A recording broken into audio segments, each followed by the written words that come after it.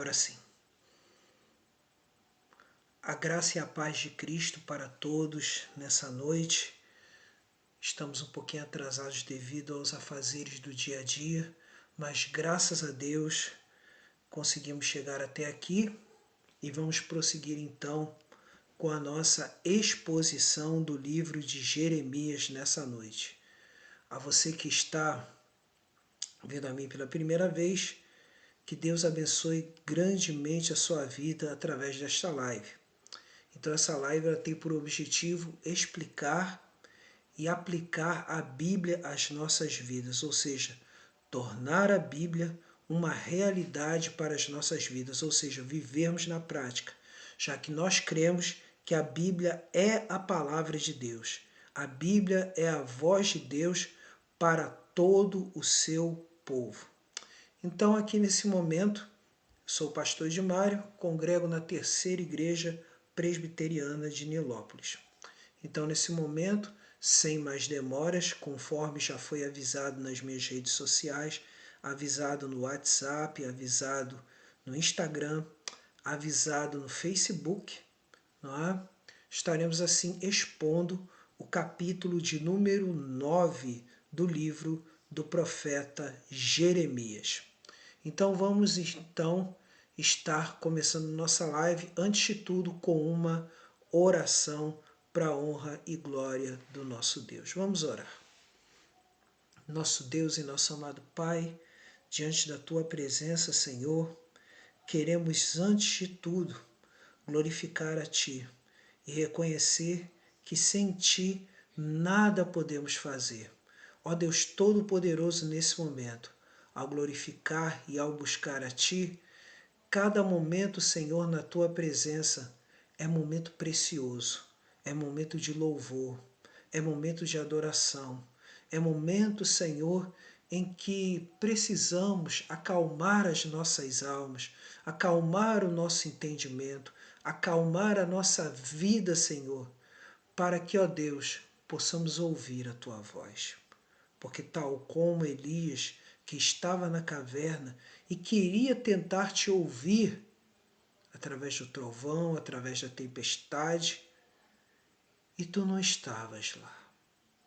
Pelo contrário, quando veio um vento suave, é que tu falaste através dele.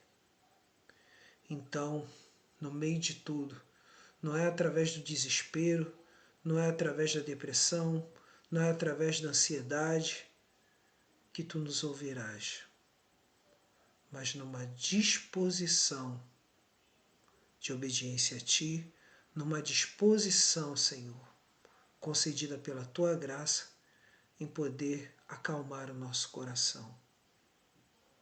Por isso, nessa noite, fala conosco através da Tua palavra, em nome de Jesus. Amém. Graças a Deus. Então, vamos à leitura do livro do profeta Jeremias, capítulo de número 9. Livro do profeta Jeremias, capítulo de número 9, e já apresento o tema dessa noite. E o tema dessa noite é o seguinte: o servo de Cristo aprovado no sofrimento. O servo de Cristo aprovado no sofrimento. Esse é o tema. O servo de Cristo aprovado no sofrimento. Porque nesta leitura a gente vai constatar o porquê Jeremias foi conhecido como o profeta chorão. Ele foi conhecido como profeta chorão porque no meio de toda uma situação em que seu povo, o povo de Judá, estava sendo desobediente a Deus e que iria ser levado cativo para a Babilônia, Jeremias, ainda assim, sofreu pelo seu povo. Ele sentiu a dor do sofrimento de um povo sendo castigado por causa dos seus pecados. E não é porque nós, como servos de Deus, vendo tudo que acontece hoje no nosso mundo, que a gente deva ficar apático, frio que nem geladeira, diante do sofrimento dos outros. Por isso devemos orar.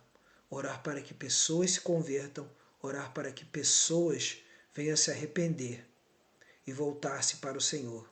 Porque aí é o Senhor é quem fará a obra. Louvado seja o nome do Senhor. Então vamos lá, leitura, capítulo 9. Então a primeira característica do servo de Cristo aprovado no sofrimento, a primeira característica é a seguinte: é aquele que sofre com os que sofrem. É aquele que sofre com os que sofrem. Aqui está. Primeiro, prouver a Deus a minha cabeça se tornassem águas e os meus olhos em fontes de lágrimas. Então choraria de dia e de noite os mortos da filha do meu povo. Então aqui nós vemos o choro de Jeremias diante da situação de pecado do povo. Prouver a Deus eu tivesse no deserto uma estalagem de caminhantes. Então deixaria o meu povo e me apartaria dele, porque todos eles são adúlteros, são um bando de traidores. Porque aqui Jeremias chora, mas ao mesmo tempo sente a vergonha, a dor muito grande desse povo sofrer esse castigo. Curvam a língua como se fosse o seu arco para a mentira. Olha aí a característica do povo. Fortalecem-se na terra, mas não para a verdade, ou seja, buscam a prosperidade material, eles buscavam, mas não buscavam a vida com Deus. Porque avançam de malícia em malícia e não me conhecem, diz o Senhor. Quer dizer, Jeremias profetiza, chora, mas ao mesmo tempo lhe anuncia a mensagem de Deus. E aí vemos aqui: guardai-vos cada um do seu amigo, e de irmão nenhum vos fieis. Ou seja, não deveis confiar no seu próximo, diz aqui, porque todo irmão não faz mais do que enganar, e todo amigo anda caluniando. O que está acontecendo aqui? É que é o seguinte: os próximos, cada vez mais, ao invés de ajudarem as pessoas a se voltarem a Deus, mais e mais estão afastando os seus amigos da presença de Deus. Quer dizer, o conhecido, o parente não ajuda para a edificação, pelo contrário, leva mais à perdição. Essa é a situação aqui. Cada um zomba do seu próximo e não fala a verdade, ensina a sua língua a proferir mentiras, cansam-se de praticar a iniquidade. Vivem no meio da falsidade. Pela falsidade recusam conhecer-me, diz o Senhor. Aqui resume bastante a situação do povo, mas o que mais chama atenção nesse primeiro parágrafo é justamente isso. Uma situação que gerou tristeza em Jeremias. E para nós hoje, nos nossos dias, o que mais nós devemos levar em consideração é justamente, no meio do sofrimento, é chorarmos com os que choram. Romanos capítulo 12, versículo de número 15, vai dizer o seguinte para nós no meio das pessoas: não devemos passar pano nos pecados de ninguém, mas não é por causa disso que não venhamos a chorar junto com essas pessoas. Romanos 12, versículo 15 diz: alegrai-vos com os que se alegram e chorai com os que choram. Então devemos ter compaixão, devemos ter fraternidade, devemos ter sentimento de solidariedade para com os que sofrem. Mateus capítulo 5, versículo de número 7 tem a ver, isso anda junto com a ideia de misericórdia. Mateus 5, versículo 17 vai dizer o seguinte. Desculpem, 5, 7 diz assim: bem-aventurados os misericordiosos, porque alcançarão misericórdia. Então, o servo de Deus, o servo de Cristo, ele se lembra sempre de ter compaixão, de estar no meio dos que sofrem, de estar no meio dos que choram e trazer a palavra de Deus. Palavra para conserto e palavra também para consolo. E aí podemos ver aqui, e aí no meio do sofrimento, no meio de toda dificuldade, ainda que você seja até muitas vezes mal compreendido na mensagem que você está trazendo, e muitas vezes até rejeitado, muitas vezes até abandonado, é como diz o apóstolo Paulo na segunda epístola a Timóteo, no capítulo 2, versículo de número 3, que diz: participa dos meus sofrimentos como bom soldado de Cristo Jesus. Participa dos meus sofrimentos como bom soldado de Cristo Jesus. Então quer dizer, o servo de Cristo, aprovado no sofrimento, é aquele que sofre com os que sofrem, mas ele sabe que no meio de tudo isso, ele é o bom soldado de Cristo, porque assim como Cristo sofreu, cabe a nós também estarmos prontos também a saber suportar o sofrimento. Sofrimento de rejeição, sofrimento de problemas com quem está ao nosso redor, sofrimento em meio à rejeição e tantas outras coisas às quais estamos assim sujeitos a cada dia. Daí a necessidade, cada um de nós como servos de Deus, termos intimidade com Deus através da oração, termos intimidade com Deus através da palavra, termos intimidade dia a dia, louvando, glorificando, agradecendo, praticando a palavra, praticando a bondade, trabalhando para a honra e glória do nosso Deus. Em segundo lugar, o servo de Cristo aprovado no sofrimento é aquele que sabe ter domínio do seu falar. É aquele que sabe ter domínio do seu falar. Versículos 7 ao 9 de Jeremias 9. Portanto, assim diz o Senhor dos Exércitos. Não é? Podemos ver aqui. Eis que eu os acrisolarei. Isso se chama processo de limpeza, né? E os provarei, porque de outra maneira procederia eu com a filha do meu povo, ou seja, o mesmo processo dos metais preciosos, de passarem no fogo em altas temperaturas para tirar o que? Os seus excessos e ter o melhor do metal precioso. E aí temos aqui, flecha mortífera é a língua deles, falam engano, com a boca fala cada um de paz com o seu companheiro, mas no seu interior lhe arma ciladas, quer dizer, a fala hipócrita, a fala que não edifica. E aí diz, acaso por estas coisas não os castigaria, diz o Senhor? Eu não me vingaria eu de nação tal como esta? Então aqui é a certeza da justiça de Deus, é a certeza de que Deus, no seu infinito amor, esse infinito amor dele é justamente manifesto em sua santidade. E qual é a maior manifestação da sua santidade? É a manifestação da sua justiça, de conceder bênçãos aos quebrantados e castigo aos rebeldes.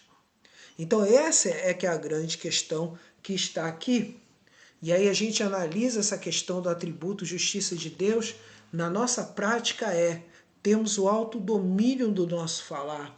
E aí podemos ver isso, Tiago capítulo 3, Epístola de Tiago, capítulo 3, versículos 1 ao 12.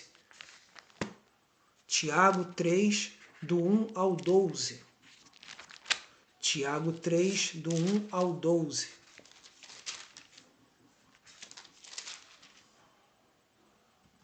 Que vai dizer o seguinte, é uma passagem longa? Mas é muito boa para a gente analisar. Meus irmãos, não vos torneis muitos de vós mestres, sabendo que havemos de receber maior juízo, porque todos tropeçamos em muitas coisas. Se alguém não tropeça no falar, é perfeito varão, capaz de refrear também todo o corpo. Ora, se pomos freio na boca dos cavalos para nos obedecerem, também lhes dirigimos o corpo inteiro. Observai igualmente os navios, que sendo tão grandes e batidos de rijos ventos, por um pequeníssimo leme, são dirigidos para onde queira o impulso do timoneiro. Olha aí. Agora, assim também a língua. Pequeno órgão, se gaba de grandes coisas. Vede como uma fagulha põe em brasas tão grande selva. Ora, a língua é fogo. É mundo de iniquidade. A língua está situada entre os membros de nosso corpo e contamina o corpo inteiro. E não só põe em chamas toda a carreira da existência humana, como também é posta ela mesma em chamas pelo inferno. Problemas relacionados ao quê? A fofoca. Problemas relacionados a palavras que não edificam. pois toda espécie de feras, de aves, de répteis e de seres marinhos se doma, e tem sido domada pelo gênero humano. Aí vem, a língua, porém, nenhum dos homens é capaz de domar. É mal incontido, carregado de veneno mortífero. Com ela bendizemos ao Senhor. E Pai, também com ela amaldiçoamos os homens feitos à semelhança de Deus. E aí vem, de uma só boca procede bênção e maldição. Meus irmãos, aí vem, não é conveniente que essas coisas sejam assim.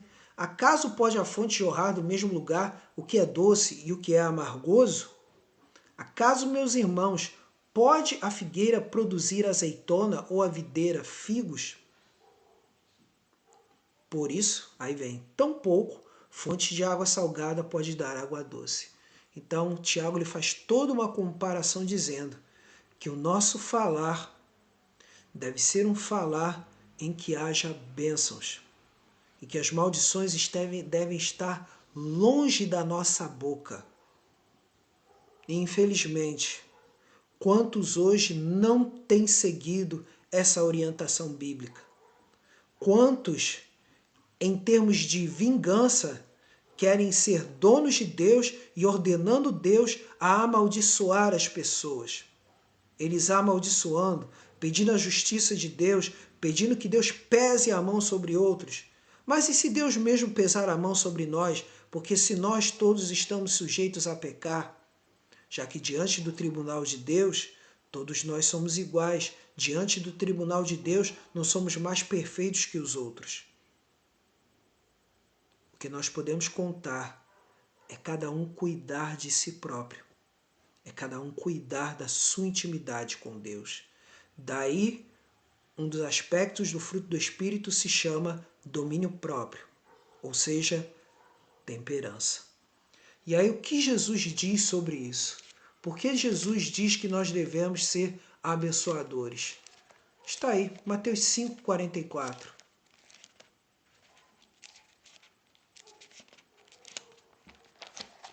Diz assim: Eu, porém, vos digo, amai os vossos inimigos e orai pelos que vos perseguem. Mateus 5,44. Não é? Então, a gente tem que atentar para isso. Amai os vossos inimigos e orai pelos que vos perseguem. E aí, temos uma variação muito importante, né? Que aí eu pego aqui para vocês.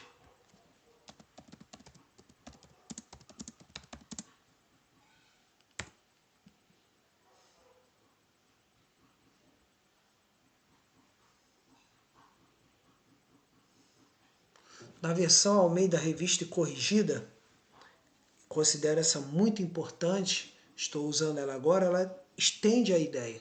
Eu, porém, vos digo, amai os vossos inimigos, bendizei os que vos maldizem, fazei bem aos que vos odeiam, e orai pelos que vos maltratam e vos perseguem. Então, quer dizer, essa passagem é muito marcante nesse sentido.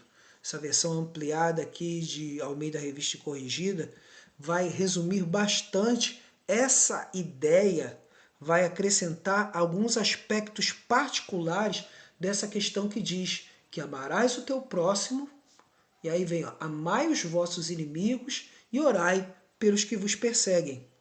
Quer dizer, a nossa língua deve abençoar. E ainda há um outro ponto importante, e aí é que a gente pode chamar a atenção, é uma das recomendações do apóstolo Paulo. E a recomendação é essa, né? Que aí está numa das epístolas, não é? Uma das epístolas vai dizer o seguinte acerca de que tipo de palavra devemos ter.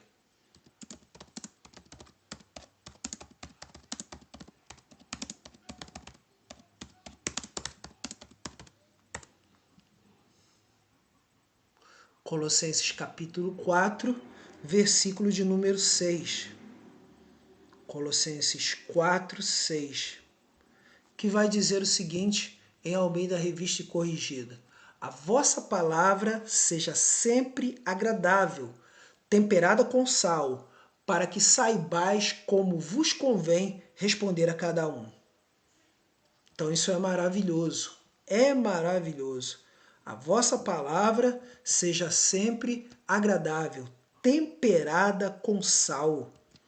E aí podemos dizer, para que saibais como convém responder a cada um.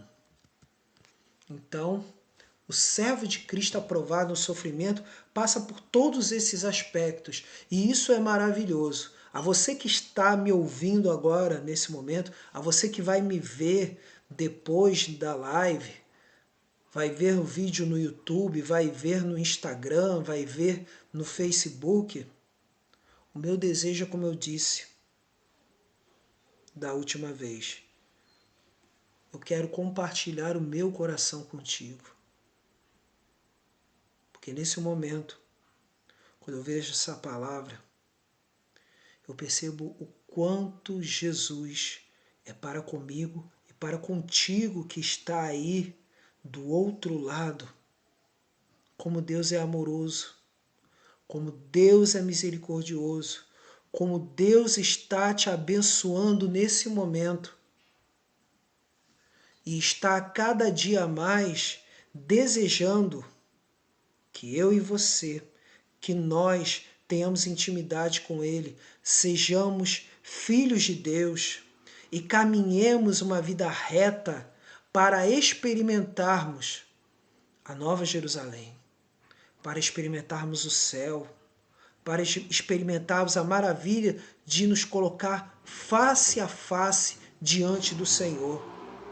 E isso é o maior de todos os presentes que podemos experimentar. Isso é o maior de todos os presentes, o maior bem que podemos experimentar é a comunhão com Deus. Glorificado e exaltado é o nome do Senhor. Por isso, nessa noite, esteja atento a isso, a cuidar do seu falar, da sua língua. Somos sujeitos muitas vezes por causa do sofrimento, por causa do descontentamento, por causa da raiva, por causa de vários sentimentos, muitas vezes nossa língua não edifica. Muitas vezes o que acontece, surge a vontade de maldizer, a vontade de amaldiçoar, de praguejar, de xingar, mas Deus é misericordioso e tem o seu Espírito Santo para frear a nossa língua. Devemos viver uma nova vida a cada dia, para a honra e glória do nosso Deus.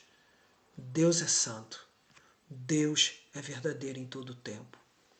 Então vamos lá. O servo de Cristo aprovado no sofrimento também é aquele que teme ao Senhor vivendo sabiamente. É aquele que teme ao Senhor vivendo sabiamente. Voltando aqui, Jeremias capítulo 9, versículo de número 10, que diz assim: Pois montes levantarei choro e pranto, e pelas pastagens do deserto lamentação, porque já estão queimadas, e ninguém passa por elas. Já não se ouve ali o mugido de gado, tanto as aves dos céus como os animais fugiram e se foram. Situação de guerra que Jeremias estava vivendo. Farei de Jerusalém montões de ruínas. Olha aí o que o invasor fez depois, né? Morada de chacais, ou seja, morada de predadores, felinos, aves e tantas outras feras do campo, né? E das cidades de Judá farei uma assolação, de sorte que fiquem desabitadas. E aí continua: quem é o homem sábio que entenda isto? E a quem falou a boca do Senhor, homem que possa explicar por que a razão pereceu a terra e se queimou como deserto, de sorte que ninguém passa por ela. Respondeu o Senhor: porque deixaram a minha lei, que pus perante eles, e não deram ouvidos ao que eu disse, nem andaram nela. O descumprimento da aliança mosaica, né? A aliança que foi revelada pelo Senhor ao povo de Israel pela lei, não é? Através de Moisés, Antes andaram na dureza do seu coração, ou seja, isso é que é o mais chama atenção, justamente isso. Eles acreditarem em El e Azerá, que gerou Baal, quer dizer que todas as bênçãos que eles tinham na agricultura, todas as bênçãos que eles tinham nas atividades comerciais, todas as bênçãos que eles tinham em nível de economia, de prosperidade, vinham dos deuses de Canaã e não do próprio Senhor que os libertou da terra do Egito. Então vem aqui, ó. Antes andaram na dureza do seu coração e seguiram os Baalins, como lhes ensinaram seus pais. Quer dizer, não era coisa daquele momento que eles estavam vivendo. Já da época dos outros reis, principalmente dos reis pós-Ezequias, o povo já estava contaminado. E aí vemos, antes andaram na dureza do seu coração. E aí o versículo 15 diz, portanto assim diz o Senhor dos Exércitos, Deus de Israel, eis que alimentarei este povo com absinto, ou seja, bebida venenosa, e lhe darei a beber água venenosa. Então aqui, ó, uma bebida e água, quer dizer, para enfatizar o amargor, o veneno, a morte. E aí vem, espalhá-los-ei entre nações. E isso aconteceu, que nem eles nem seus pais conheceram. E enviarei a espada após eles, ou seja, a violência, a guerra, até que eu venha a consumi-los. Então quer dizer, o que mais chama atenção é o versículo 12. Quem é o homem sábio? E aí nesse sentido, a gente sabe um ponto muito importante, que a sabedoria de Deus não é a sabedoria do homem. E na realidade, Deus é a fonte de toda a verdadeira sabedoria. Porque a falsa sabedoria, ela leva ao orgulho. A falsa sabedoria, ela leva à soberba. A falsa sabedoria, ela leva à falta de quebrantamento diante de Deus. A falsa sabedoria leva a pessoa ao pecado. A falsa sabedoria leva a pessoa a se afastar completamente da presença de Deus. Ou seja, falsa sabedoria de pessoas que se consideraram ateus. E aí temos aí Marx, Stephen Hawking, né? E tantos outros que sentiram o peso da falsa sabedoria. Então devemos levar muito isso em consideração. Devemos levar isso muito em consideração. Porque aí quando voltamos para as Escrituras, sabedoria, e aí que eu quero deixar uma questão muito importante, é diferenciar entre sabedoria e conhecimento. Conhecimento nós podemos obter através de leituras, vídeos, não é? Livros, anos de pesquisas. Conhecimento está aí para todos. Agora, a sabedoria é a correta aplicação desse conhecimento. E só quem pode ensinar a correta aplicação desse conhecimento é o nosso Senhor Deus Todo-Poderoso, Pai, Filho e Espírito Santo. Louvamos ao nome dele. Glórias a ti, Senhor. Então, o ponto importante nisso tudo é justamente isso. E como Deus ele se revela para todos.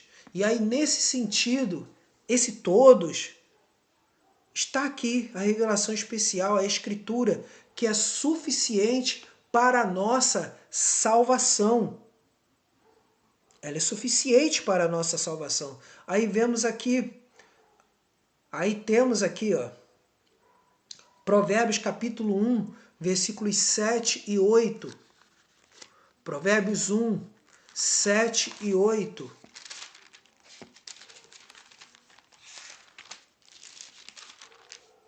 Provérbios 1, 7 e 8, que vai dizer o seguinte: o temor do Senhor é o princípio do saber, mas os loucos desprezam a sabedoria e o ensino.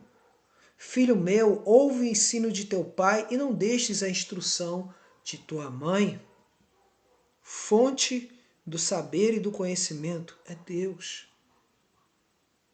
É a sua vontade revelada aos nossos corações.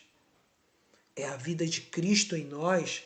Provérbios 9, versículo 10, que diz mais: o temor do Senhor é o princípio da sabedoria e o conhecimento do santo é prudência. E aí temos mais Tiago capítulo 3, versículos 13 ao 18. Tiago capítulo 3, versículos 13 ao 18. Tiago 3, versículos 13 ao 18. Se antes tínhamos visto a questão da língua, agora é a questão da sabedoria.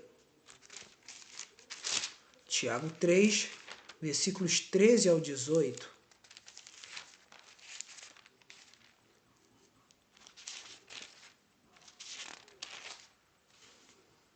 Que vai dizer assim: quem entre vós é sábio e inteligente, mostre em mansidão de sabedoria, mediante condigno proceder as suas obras. Se pelo contrário tendes em vosso coração inveja amargurada e sentimento faccioso, nem vos glorieis disso, nem mintais contra a verdade. Esta não é a sabedoria que desce lá do alto, antes é terrena, animal e demoníaca. Pois onde há inveja e sentimento faccioso, aí há confusão em toda espécie de coisas ruins. Como eu falei anteriormente, a soberba, a dureza de coração. E aí o versículo 17. A sabedoria, porém, lá do alto é primeiramente pura, depois pacífica, depois indulgente, ou seja, pronta a perdoar, tratável, plena de misericórdia e de bons frutos, imparcial e sem fingimento.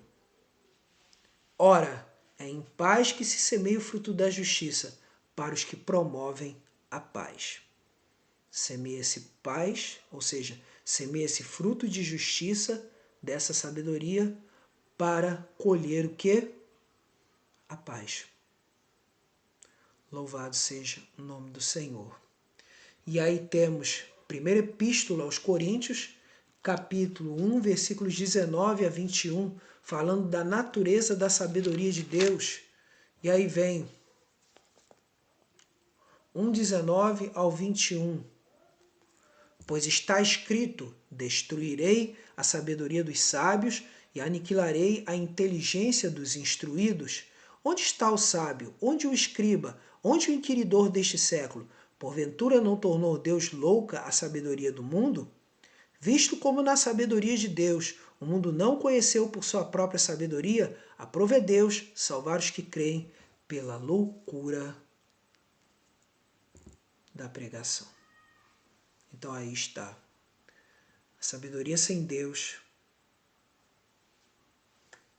não vale de nada. Mas a sabedoria de Deus, provinda do temor ao Senhor, provinda da pregação da palavra de Deus, e aí nesse sentido que é importante, Paulo não está em nenhum momento aqui falando de que não devemos estudar a palavra de Deus, de que não devemos estudar teologia, de que não devemos estudar bons comentários, bons dicionários, de que não devemos estudar para preparar uma mensagem abençoada. Pelo contrário, nós temos que lembrar que quando estamos estudando, Deus é quem é o dono do conhecimento e não nós. E quando vemos esses estudos, nós procuramos saber nesses estudos que eles foram resultado, que de uma forma ou de outra foi da direção de Deus sobre a vida dessas pessoas. E a maioria dessas pessoas que estudaram, elas procuraram compreender a vontade de Deus, buscaram em oração a maioria delas. Agora, se há alguns que não tiveram motivos verdadeiros para seguirem o Senhor, ainda assim, Deus preparou todas as coisas para que essas coisas possam edificar. O que é edificar? É fazer com que as vidas na presença de Deus possam crescer em Deus, na graça e no conhecimento, crescer em intimidade, serem revestidas da graça e do poder de Deus para a salvação das almas. Por isso que diz aqui, salvar os que creem pela loucura da pregação. Então essa é a sabedoria do alto, sabedoria de Deus. E nisso nós devemos nos submeter, estarmos atentos a isso, a buscar a sabedoria de Deus, a orar pedindo, e Deus é poderoso para realizar isso. Quantas situações na nossa vida de adversidade, quantas situações de sofrimento que passamos e muitas vezes temos que tomar decisões de uma hora para outra. E no meio dessas decisões nós precisamos nos acalmar, aquietar o nosso coração. E aí nesse sentido, a sabedoria de Deus vem sobre nós e tomamos a decisão correta. E sempre a decisão correta é aquela que glorifica o nosso Deus. E quando glorifica o nosso Deus, verdadeiramente experimentamos as bênçãos de Deus. Ainda que o mundo aí fora não reconheça isso. Mas Deus sabe. Isso é o mais importante. O ministério de Jeremias foi um ministério muito complicado. Por quê? Porque a maioria das pessoas ou o viam como um louco ou o viam como um traidor da pátria. E isso foi muito difícil para Jeremias, mas Jeremias ainda assim preferiu fazer a vontade do Senhor. Então estejamos atentos a isso.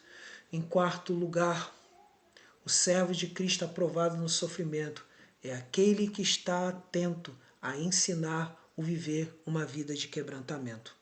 É aquele que está atento a ensinar o viver uma vida de quebrantamento. Ou seja, entristecer-se diante dos problemas, entristecer-se diante do pecado, entristecer-se diante de situações em que não estamos em conformidade com a vontade de Deus revelada na sua palavra.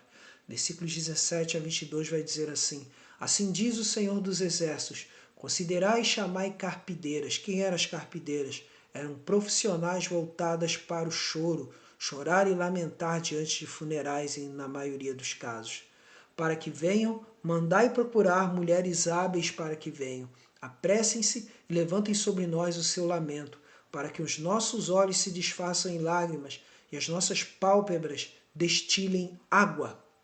E aí vem, porque uma voz de pranto se ouve de Sião, como estamos arruinados. Estamos sobremodo envergonhados, porque deixamos a terra e eles transtornaram as nossas moradas. Ouve, pois, vós mulheres, a palavra do Senhor, e os vossos ouvidos recebam a palavra da sua boca. Ensinai o pranto às vossas filhas, e cada uma a sua companheira a lamentação. Aqui está a chave de tudo.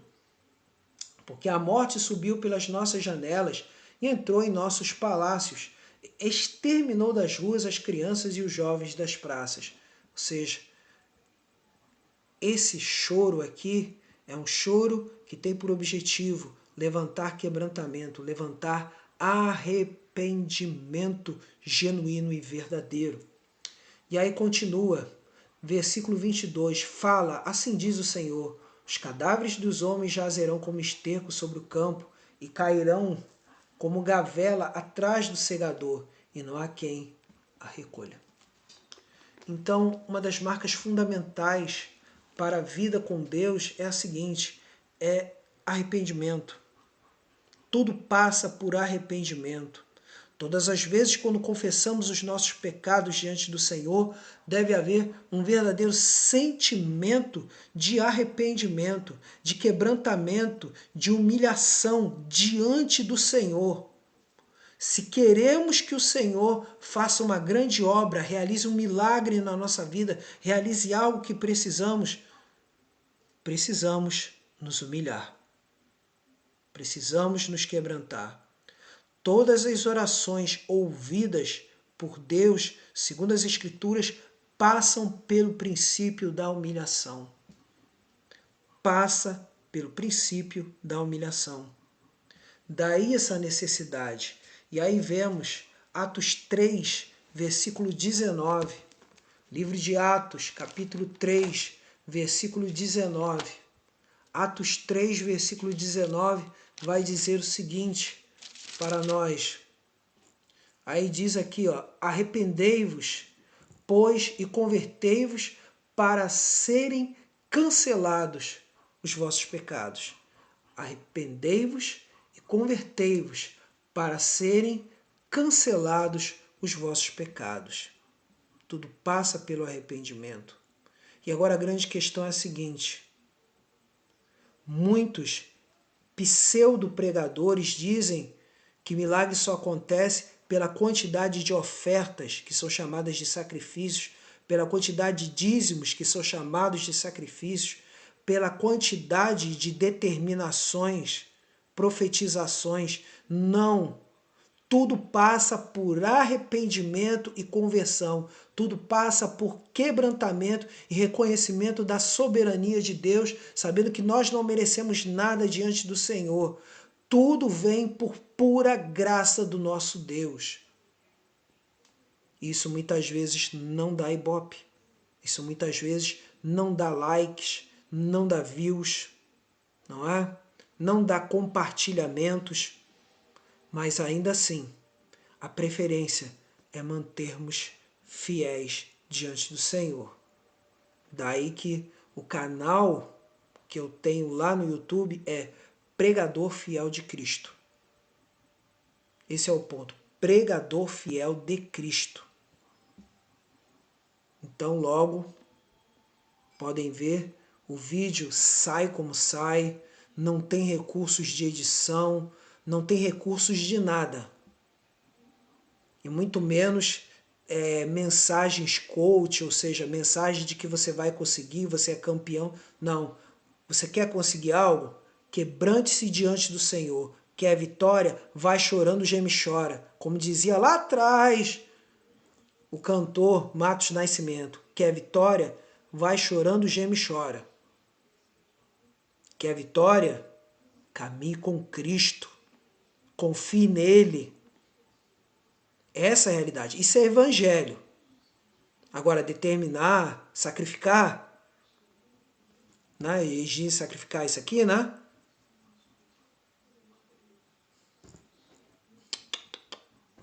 Não é nada disso. Isso aqui se chama, sabe o quê? Resultado de trabalho. Isso se chama resultado de trabalho.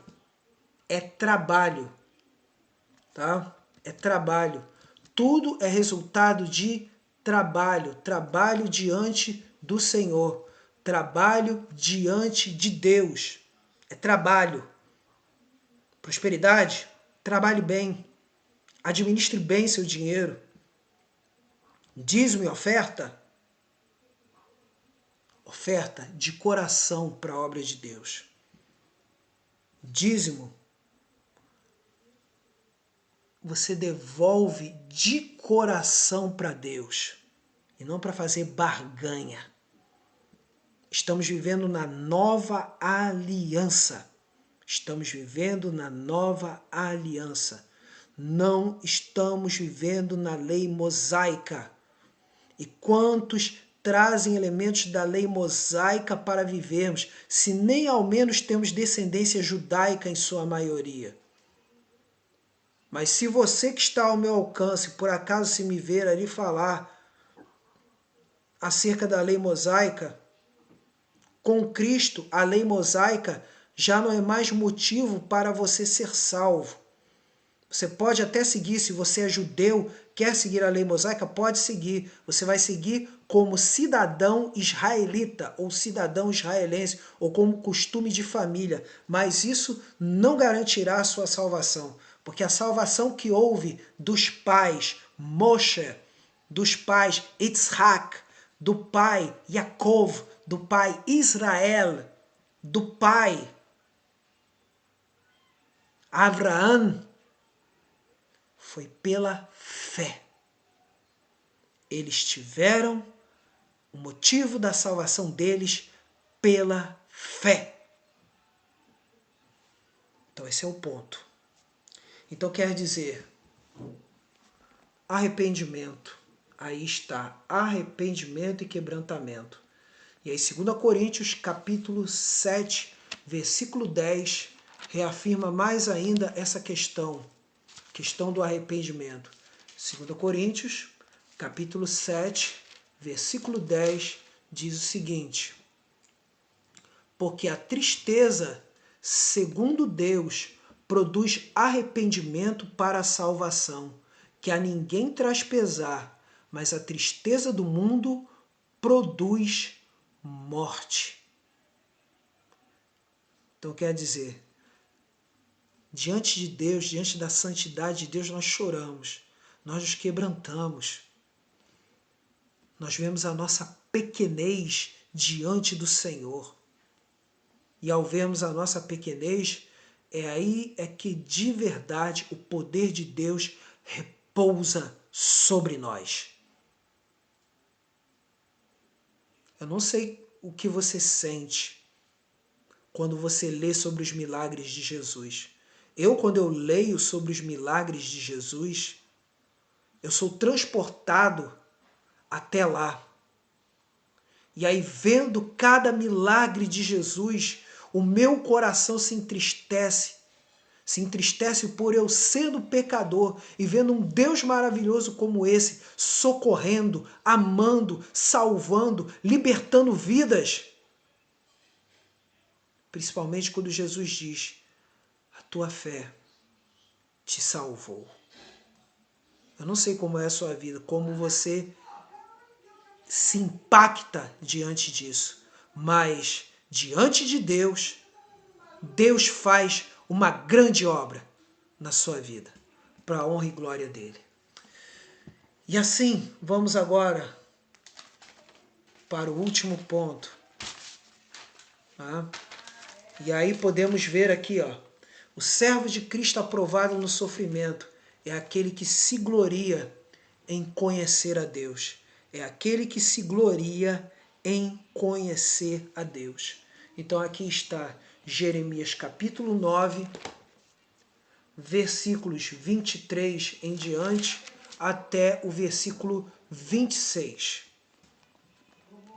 Que diz assim, assim diz o Senhor, não se glorie o sábio na sua sabedoria, nem o forte na sua força, nem o rico nas suas riquezas, mas o que se gloriar, glorie-se nisto, em me conhecer e saber que eu sou o Senhor e faço misericórdia, juízo e justiça na terra, porque destas coisas me agrado, diz o Senhor.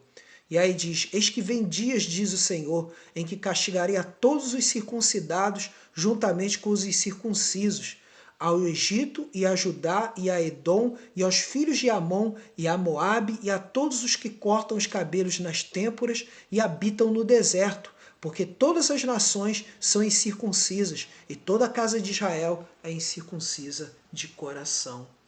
Então aqui é o último alerta que Deus dá através de Jeremias nesse capítulo, dizendo, se alguém quer se alegrar, quer se gloriar, quer se vangloriar, ou seja, dizer que tenho todas as vantagens, só aquele que conhece a Deus. É o conhecimento de Deus que nos leva a estarmos diante do Senhor. E aí diz aí, atributos de Deus, misericórdia, juízo, justiça. São essas coisas que mostram a soberania de Deus, que mostram o amor de Deus. Opa, estou vendo aqui, a paz do Senhor, meu diácono Alain, Deus abençoe grandemente a sua vida. Glórias a Deus. Seja muito bem-vindo na nossa live, tá? Então, nesse momento, é Deus que está fazendo a obra. Então, Deus ele faz a obra. Agora, o que importa é conhecermos ao Senhor, conhecê-lo dia a dia, conhecê-lo na presença dele, conhecê-lo através de quê? Da simplicidade das Escrituras. E aí temos aqui, primeira epístola aos Coríntios, continuando aqui, que eu tinha lido antes, o capítulo 1, versículo 19, nesse mesmo capítulo vai dizer o seguinte, 1 Coríntios, primeira epístola de Paulo aos Coríntios, capítulo 1, versículos 25 a 31, que fala da importância do conhecimento de Deus. E aí temos aqui, 1 Coríntios 1,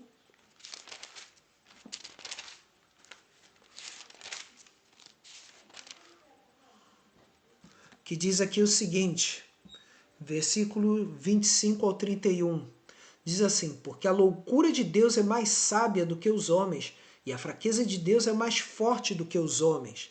E aí vem o versículo 26. Irmãos, reparai, pois, na vossa vocação, visto que não foram chamados muitos sábios segundo a carne, nem muitos poderosos, nem muitos de nobre nascimento. Pelo contrário, Deus escolheu as coisas loucas do mundo para envergonhar os sábios e escolheu as coisas fracas do mundo para envergonhar as fortes. E aí vem, Deus escolheu as coisas humildes do mundo e as desprezadas, e aquelas que não são, para reduzir as que nada são. Por quê? Porque a soberba, Deus, ele se mantém longe dela, a fim de que ninguém se vanglorie na presença de Deus. Mas vós sois dele, em Cristo Jesus, o qual se nos tornou da parte de Deus sabedoria e justiça, e santificação e redenção, para que, como está escrito, aquele que se gloria, glorie-se no Senhor. Então esse é o ponto focal. Gloriarmos-nos no Senhor.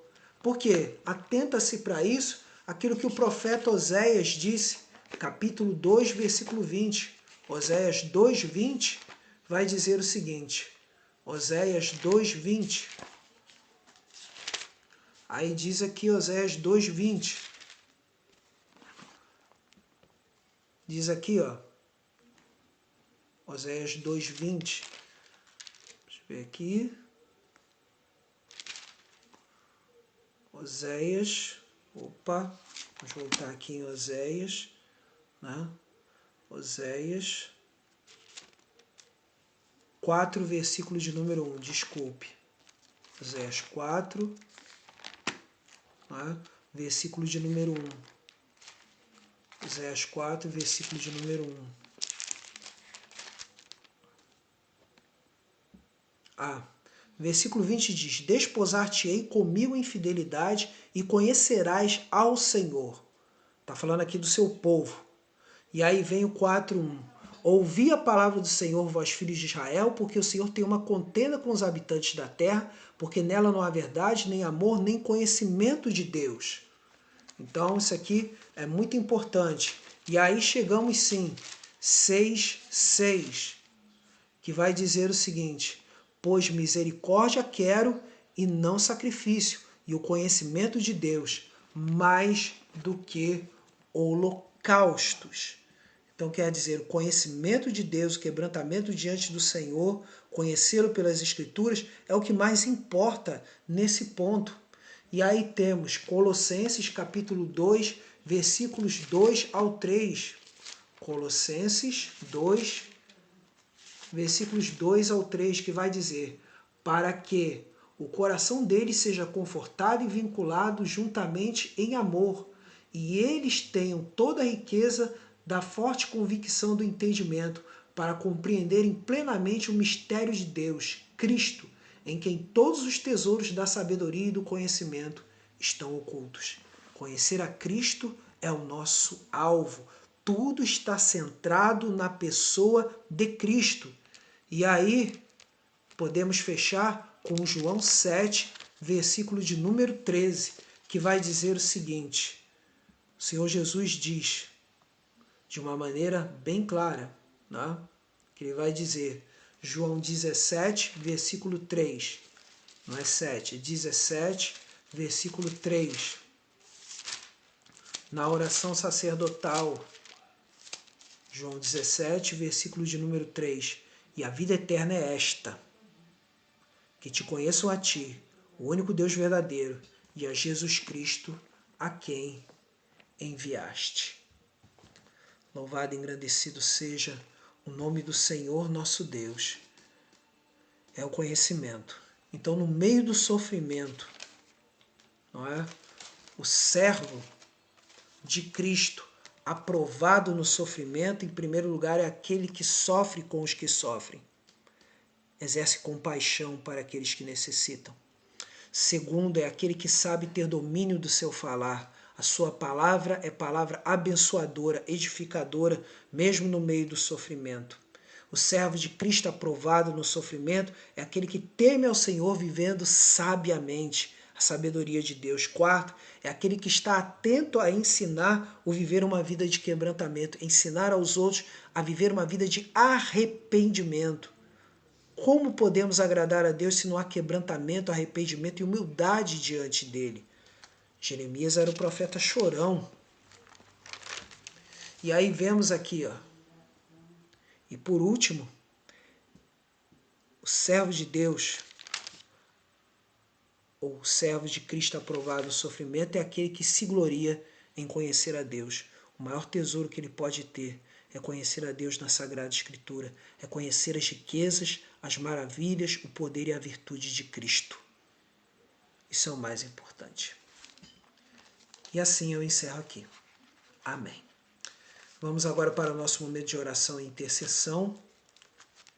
E aqui eu não vou mencionar nomes, dessa vez eu vou terminar de maneira bem breve, não é? Mas aqui eu coloco aqui, aí eu vou acrescentar aqui no meu caderno de oração, nosso caderno aqui de oração, que é esse aqui, nosso caderno simplinho, né? Mas é o nosso caderno de oração constante, né? Eu vou acrescentar o diácono Alain Bago, que nos deu assistência hoje. Vou acrescentá-lo aqui no nosso caderno de oração, porque o nosso motivo principal de oração para cada irmão, para cada servo de Cristo, é que permaneçam firmes no Senhor, sejam revestidos de Cristo, sejam cheios do Espírito Santo. Isso é o mais importante de tudo. Então eu estarei orando pelos servos que estão no meu caderno da Terceira Presbiteriana de Nilópolis, da igreja onde congreguei, a Igreja Evangélica Missionária do Ministério de Apoio, dos outros irmãos que trabalharam comigo em diversos locais da vida e nós nos conhecemos em diversas situações, tá? E alguns irmãos estão incluídos aqui, tanto enfermos quanto outros. Não vou mencionar todos os nomes aqui, mas você que ao ver essa mensagem, inclua-se nessa oração. Inclua-se nessa oração. E Deus vai te visitar grandemente. Vamos orar. Senhor nosso Deus e nosso amado Pai, eu quero te agradecer mais uma vez pela tua palavra. Quero te agradecer pela riqueza dos mistérios de Cristo Jesus revelados na sua palavra. Agora, Senhor, visita os teus servos nesse momento. Aqueles, Senhor, que necessitam da tua presença, que tu venhas, Senhor, a revesti-los da tua armadura santa, para vencer os dias maus, para vencer as astutas ciladas do maligno. Revista-os do capacete da salvação, da couraça da justiça, do cinturão da verdade, do escudo da fé, da espada do Espírito, que é a tua palavra, do calçado para a preparação para a pregação do Evangelho da paz. E que, ó Deus, os teus servos sejam cheios do teu Espírito Santo, sejam, ó Deus, revestidos, Senhor, do fruto do teu Espírito, revestidos de amor, de paz, de alegria, de longanimidade, benignidade, bondade, mansidão, domínio próprio e fé na tua presença, Senhor.